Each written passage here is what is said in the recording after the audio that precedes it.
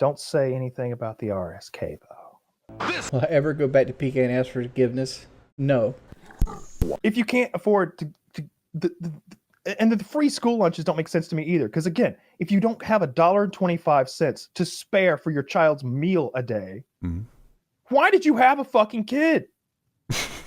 Why do you have a kid? Like I don't fucking get it.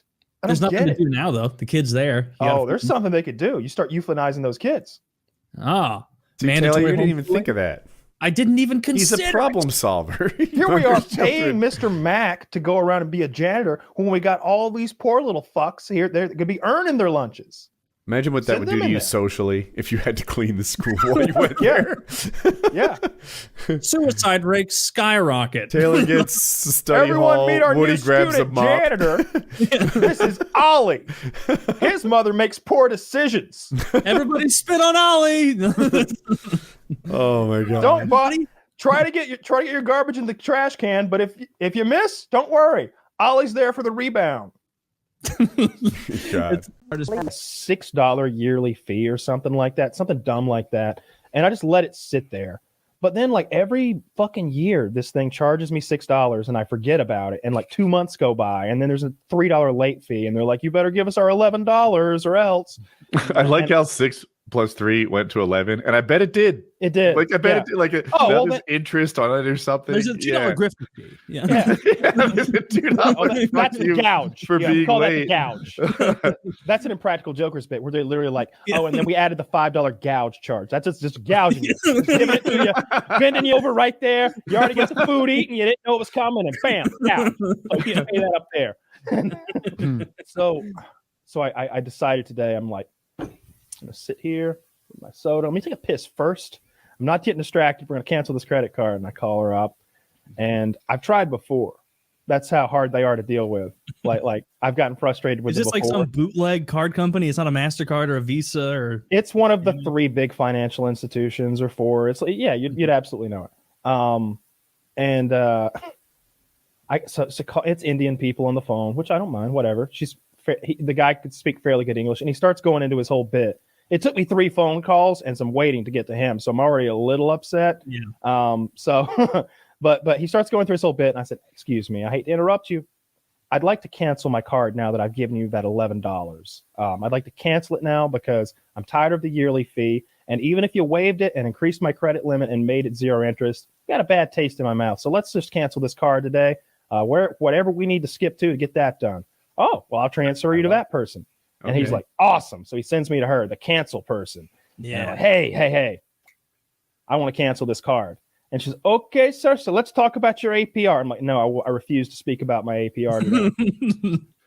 We're going to talk. She's like, "Well, let me just talk about the APR. It's a script. I know it is." I tell her, I'm not going to allow you to read your script today, ma'am. I refuse to hear your script. If you'd like to read it silently or mute yourself or pretend, all that is fine with me, but I will not have it.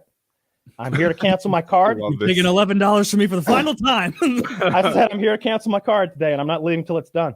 And I'm not going to do anything else before that. First, we're going to cancel the card, and then we'll talk. And I'm speaking this way because I do believe that this is either a criminal action or a hostage negotiation. She said, "Criminal action?" I said, "Yes, ma'am. I have an account with you, an account which steals money from my account once a year. I never know when it's coming because I can't remember. And I know that a year from now, you're going to steal money from me again. I'm going to forget, and then you're going to steal a little bit more, and we're going to have the same conversation, and I won't have it. You're going to cancel my account today, or I'm going to call my lawyer because you're a thief in the night, and I won't stand for it." And she's just, and I'm going on these long bits where she's not allowed, she can't talk. She really wants to get the script. She keeps going back to it over and over. "Yes, doing bits. Thank you so much. I need to speak to you about your APR." And it's like that South Park bit. I'm like, I will not speak about my APR today. I will have this canceled, nothing else. And finally, she's like, "Actually, I canceled it several minutes ago. I need to speak to you about your APR." I was like, "I don't want to anymore. I want to talk to you about Harry Potter. Have you noticed that they're trying to change the characters around from what they once were, trying to make it fit some new narrative? I don't like that. I don't like it when the Huckleberry Finn, when we rewrite things. Huckleberry Finn had some bad things in it, all right? But that's the way they spoke back then. Yeah. All I care about is the story I read as a child. I don't want that to be altered. I don't want that. I'm going through this with her, and I will not stop speaking. I was like, I don't like that they used that word then, and I don't like when it's used now, and I don't use it in my personal life. But I think it should remain in that book, because when we hide our dirty past, we're only apt to repeat it more.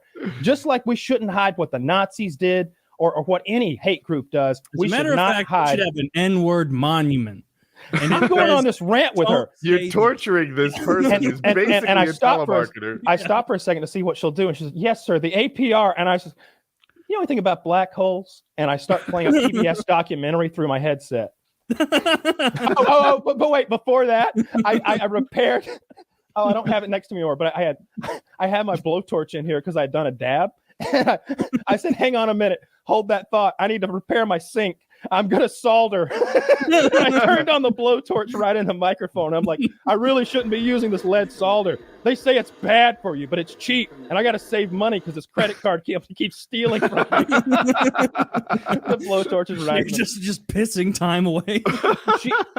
She said, "Sir, I'm going to transfer you to my superior," and then I sat on hold for 8 minutes. What would have been funny is, like, as soon as she answered, it was like, "How can I help you with your account?" You're like, "Thank God I'm speaking to you from one Indian to another. I would love if you could cancel this scam card." Well, she's going to start speaking fucking Hindu or whatever they speak then. No, and then you'll be like, "I'm not that kind of Indian. I am the other kind. What language is that? I speak the other one." Switch over to the Native American one. I'm actually the other kind of Indian. That's it. Just switch. We have so much in common.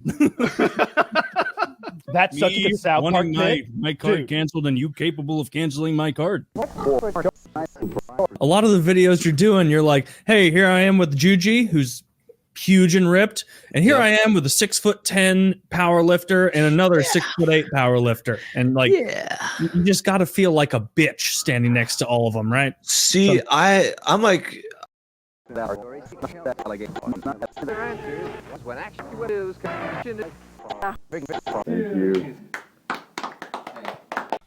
Daily.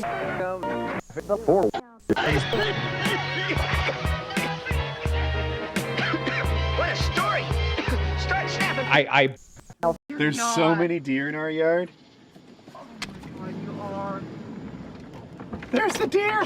Can you see all the deer in our yard? There's like 5 deer in our yard for some reason. I'm chasing the deer. Can we even drive on this part of the yard? Yeah. Snow.